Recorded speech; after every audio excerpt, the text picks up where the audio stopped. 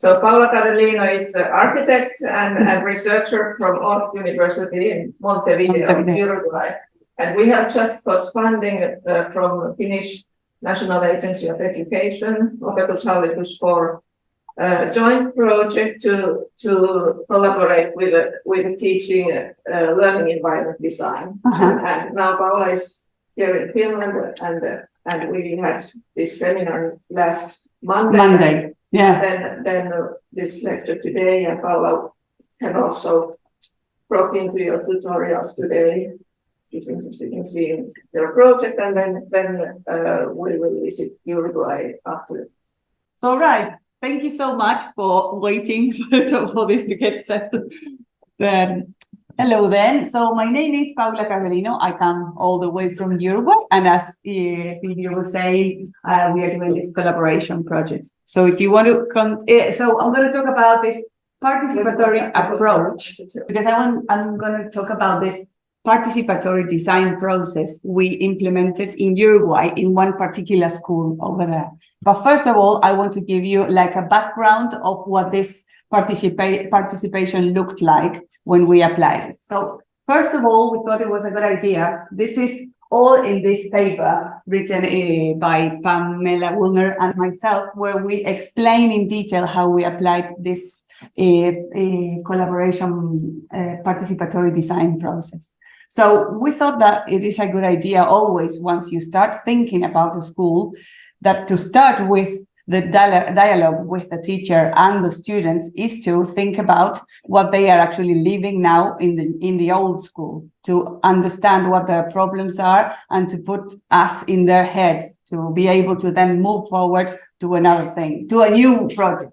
So we start from thinking about what people are mentally at that time, to then understand that there is a link between the physical environment and what the organization and the social and the cultural aspects of each of the schools has to do with the physical design.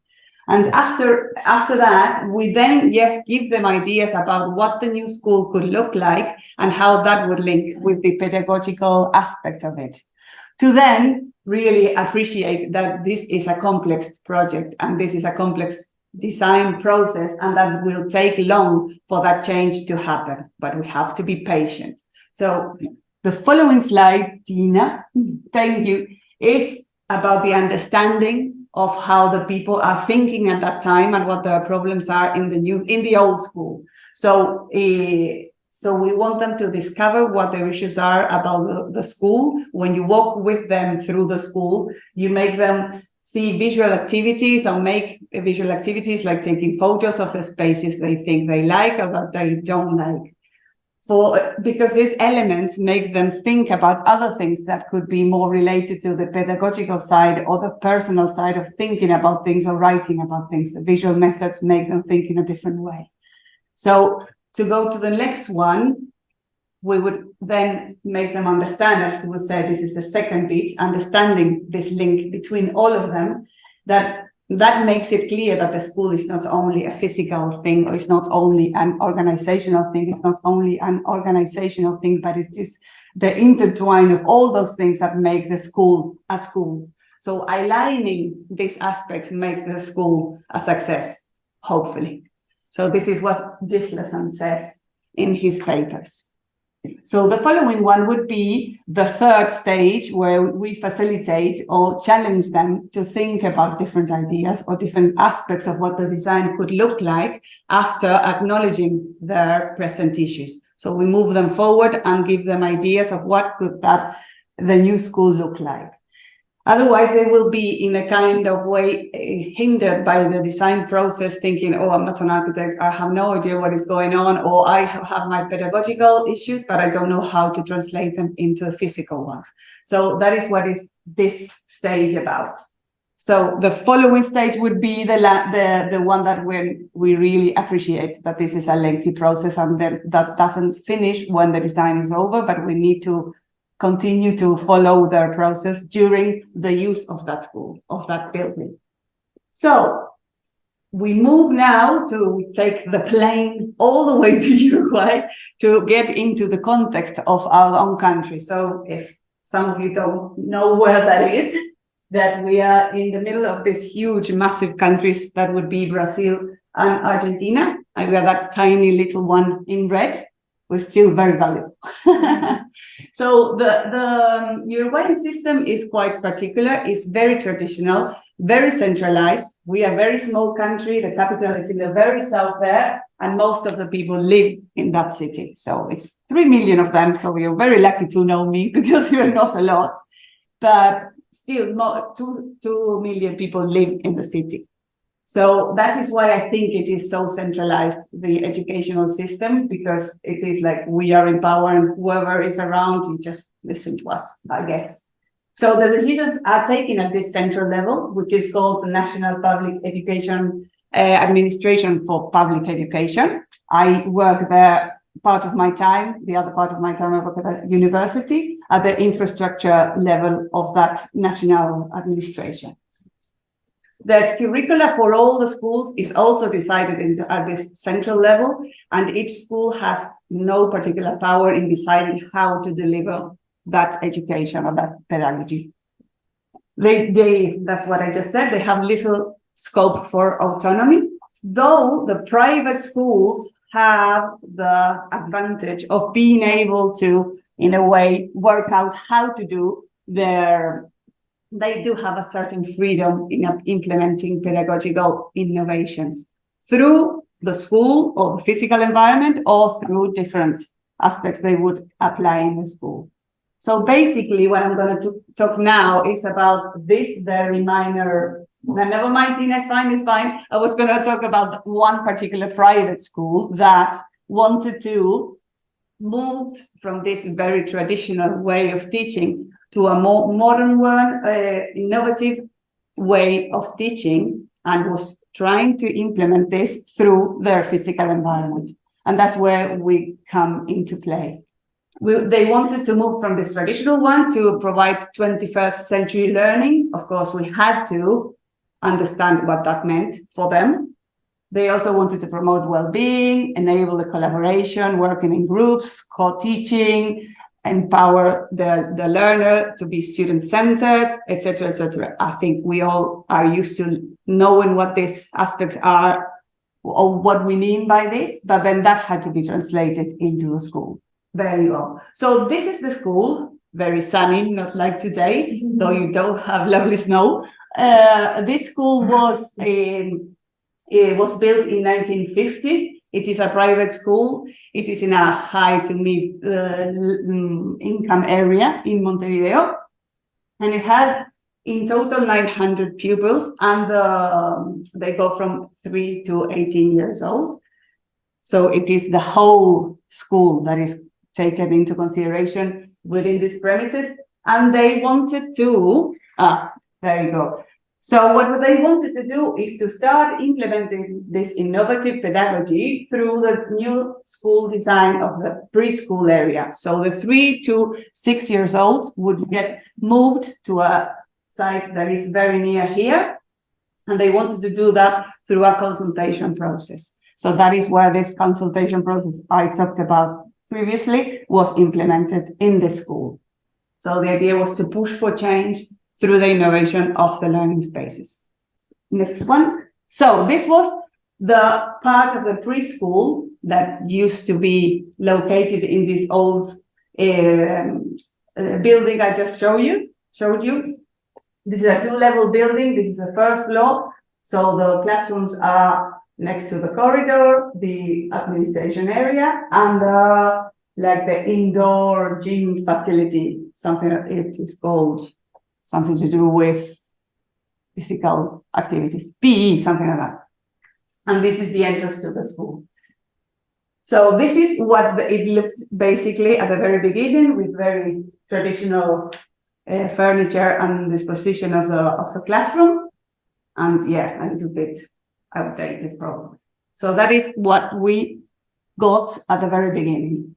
So these were the classrooms, were quite crowded, with lots of issues in terms of where to put the stuff away, and yeah, working in a kind of enclosed area with not much space to do other things rather than to sit down and work with the rest of the children. That was one of the classrooms.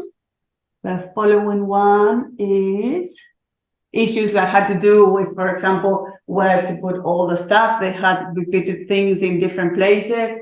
Other issues with everything, with the corridors and the codes and stuff. Of course, the toilets, children couldn't flush the toilet because it was too tall. So there were loads of issues that needed to be considered. And I guess this was a bit where we get into their problems and their mindset to understand what we can propose and what would they prepare to get later. So the following photo would be, this is the area where they did the indoor gymnastics or exercises.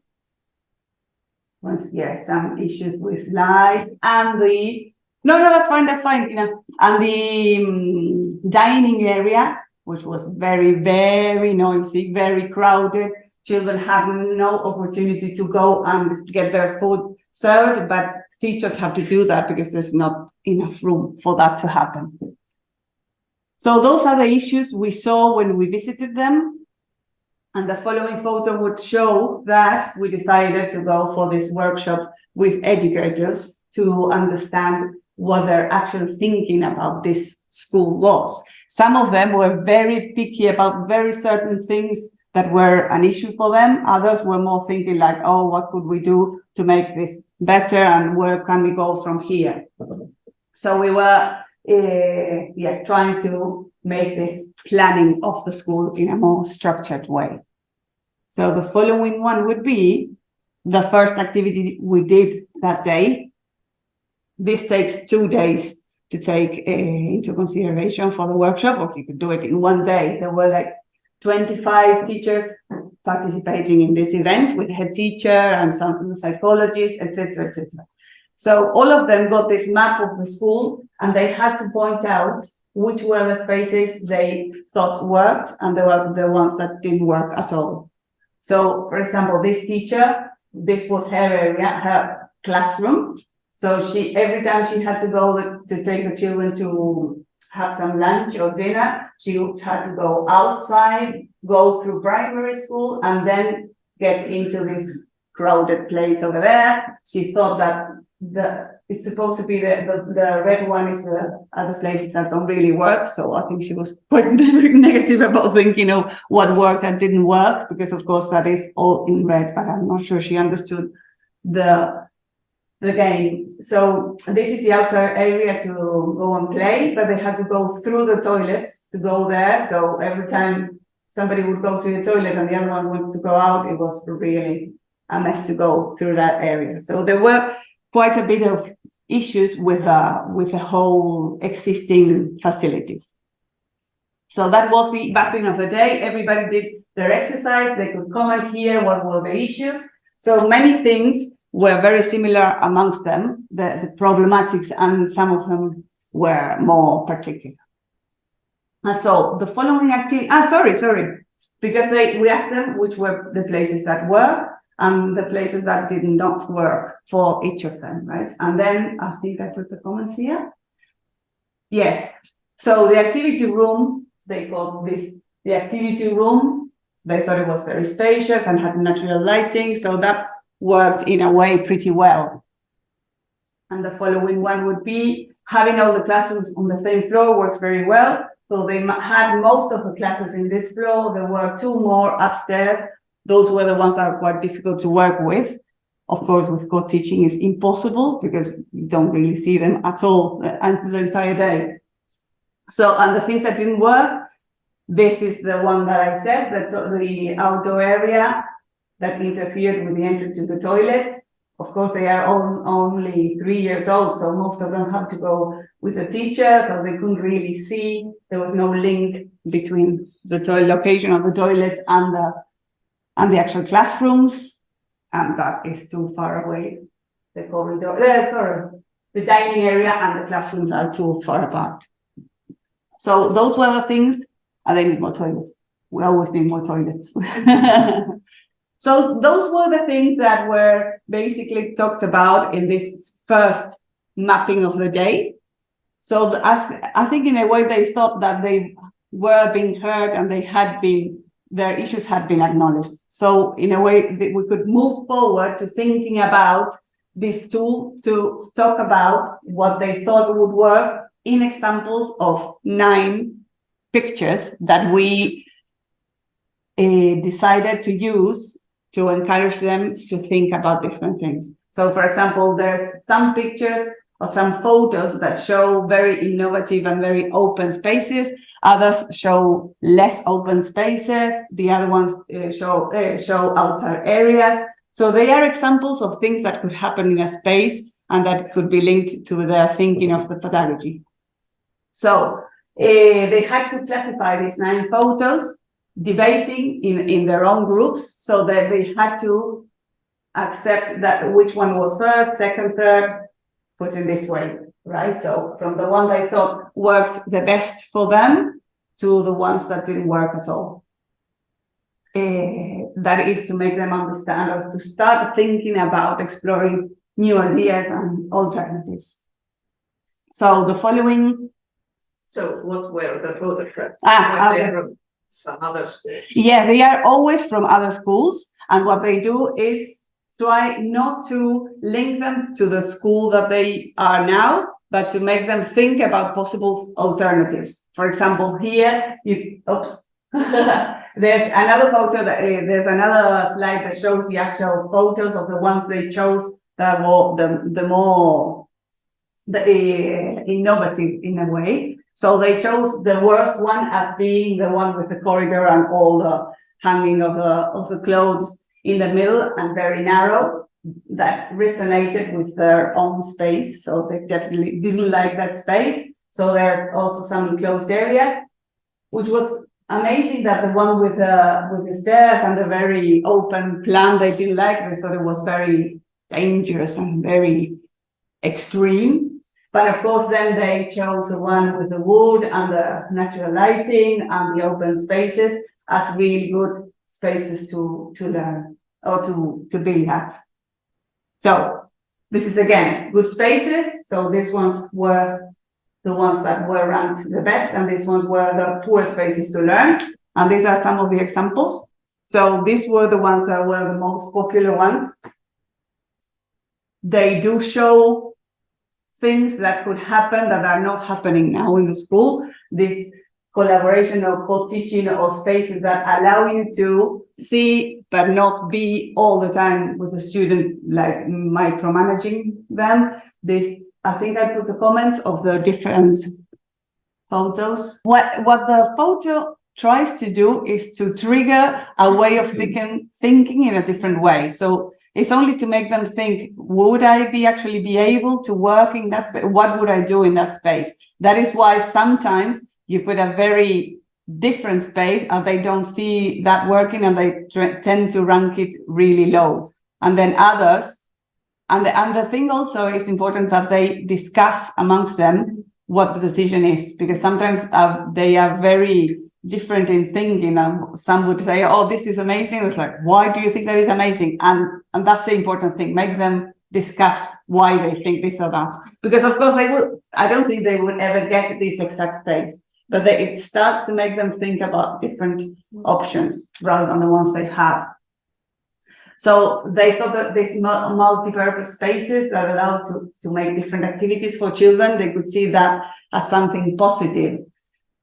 Well, differentiated rooms in different corners for each. This one, for example, this could be considered one classroom, and this other classroom, and this other space, but they thought it worked well because it was not directly linked, but still working in a more open manner. As well, this one, they thought it had a lot of light. The wood was seen as very positive. The use of different furniture that could be moved around and working in groups, nice view of nature. Those were the things, and yeah, which helped the acoustics as well. So that was something that they were worried about, the acoustics, and I think that is also an issue here, where the acoustics seem very important indeed. So the following one after doing this exercise, the third exercise is to encourage them about thinking of design opportunities. They are not going to design a piece of their own school, but they will work with statements that would respond to this question. What should we do? Should be able to do in the new space? And they chose these two sentences that are in Spanish, but they chose, for example, we should open spaces and do more co-teaching or teaching teams, and we should have spaces that have different forms and sizes, so they can use them as needed. So that is basically what they thought were the main things that they should have in the new school. So, and then for each of these statements, they were also asked to answer this question: why do you want this? Which would be the side effects, and what do we do? What do we need to do next for that to happen, or for that space to be used in that way? So they are given loads of photos of different examples, and they are encouraged to write about that and talk with each other about what they thought of it. What did we do as a consultant after getting all this information? For example, we thought that one of the things they said was that we should have open spaces and do more teaching as a team or as teams of teachers, which is usually the case. Then what do we do as architects in terms of the design? Many of the teachers didn't think this was something they wanted, but most of them did. I think, talking about this, the important issue is that also you follow the development of thinking about being co-teaching during the process, not only telling them to do that, but encouraging them and give them training and following the whole thing. So the idea was through the design, to break with this concept of the classroom, enclosed classroom, but to refer to learning spaces instead. We should design a hut for the new preschool. So what did we do? We built a hut for the school. So the idea would be, now that I'll show you this in the actual design, we should have more outdoor learning spaces. We have really good climate and everybody can play outside. So the idea was to have a fluid connection between the outside and the different inside areas for them to be able to work with that. And we should have more spaces that are different and are shared, and they can be used as needed. That is something that was made clear when we had this the design of the spaces that were open, that related to the outside, and there were presence of corners also. Corners and corners, that's the translation from Spanish. Corners and nooks and different spaces that are more enclosed or more individual. So this was basically what we thought we could do, and the design of the school. As you can see, it is a very small, it's 200 to 250 students for this class, for this building. When I was told to come as a consultant, the architect had already done a design where he had acknowledged that the issues that were present in the older school were present here in the new school. So we had to make him change some issues from the new design, because we didn't want to make the same mistakes. So the idea was that in this area, for example, there's 5 classes that can be divided with these partitions that could be closed. Some of them are there and some are non-existent. And this one as well, there's one that can be closed and the other one is not closed. But I think if you press 1, Tina, it goes, there you go. So you can have the entire room used by the 50, 100 students in this 50 with 5 teachers and 4 assistants in this area here as well. So the 3-year-old, the 4-year-old, and the 5 are upstairs. So the connection with the center or the center area, where this is the heart of the school and the connection with the outside, which would be this one. Yeah, again, the connection between the different areas.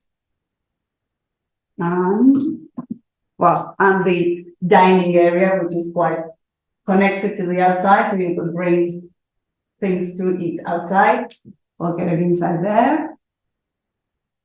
And the heart of the school. And then the following one would be, and then that's the administration, parents' meetings, psychologists, etc., working in that area.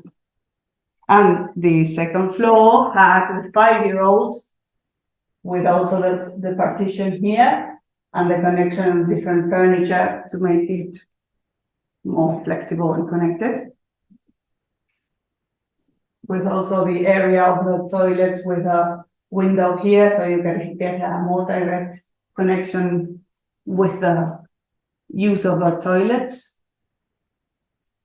And that is an area that, that's fine. So this would be the area for the 3-year-olds with a straight connection with the outside, and the furniture that can be moved from one place to the other. That's the, what else? Yeah, different types of furniture. They are using the space as they think it's needed. The connection with the toilets over there. That's also encouraging them to be more independent, doing their washing and their cleaning. This is more like the arts area. And also we thought it was important for all the children not to have an assigned table and chair, and not use not everybody had a chair. They could sit on the floor, they could sit on different types of stools there, or be working in whichever position they wanted to be. So they are open to other possibilities. And that would be the heart of the school, with some wood and some more cozy place to be around. So this was designed by the architects. It is like a library / play area. And I think there's more photos with a sliding to play over there. The area for the children to play, and the direct connection with the outside, visual connection with the outside, and the rest of the classrooms, or learning spaces rather than classrooms. So that is the same area from the other side, but they can play up there or be working with the books. So I guess the main things to get out of here, to get from this workshop, and I guess also would relate to this understanding that this is a complex process, that change is difficult sometimes. It is almost difficult, basically, and that we need to collaborate and plan the design and changes in education to make the new design work. So we need time to do that. It's very important to spend time to make sure that everybody is on board, and if they are not on board, make sure to understand the reason why, to work with them and see what can be done about that.